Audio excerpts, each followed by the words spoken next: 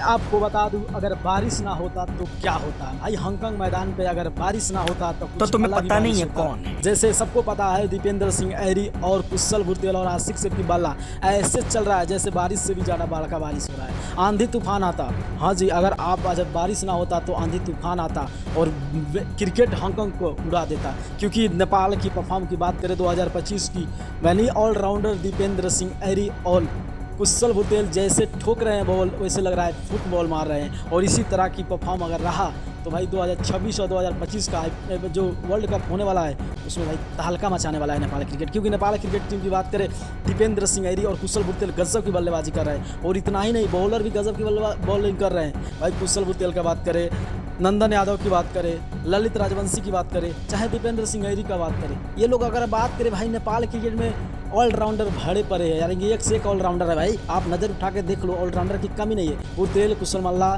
रोहित पौडेल, गुलशन झा, दीपेंद्र सिंह ऐरी, ललित, अरे सब बॉलिंगें फेंक रहे हैं भाई, बैटिंगें कर रहे हैं भाई। लग ही नहीं रहा है कि नेपाल क्रिकेट 2025 का ऐसा क्रिकेट हो सकता है। और ये दुनिया में तहलका मचाने के लिए भाई बेताब है, यानी कि अब आने वाले से कोई डरने वाला नहीं है। और नेपाल क्रिकेट टीम एक अलग इतिहास रचने वाला है। तो हांगकांग का अच्छा था कि आज बारिश आया, नहीं तो उसको आज आंधी लाने वाला था नेपाल क्रिकेट टीम। आप क्या सोचते हैं आज का मैच में? जब मैच नहीं हुआ तो नेपाल फाइनल यानी कि पहला अंक से ही फाइनल में प्रवेश कर गया। कल मैच है, आप लोग मैच देखिएगा, इंटरेस्ट लीजिएगा। आप लोग नए होंगे तो चैनल को सब्सक्राइब कीजिएगा, लाइक कीजिएगा, वीडियो को शेयर कीजिएगा।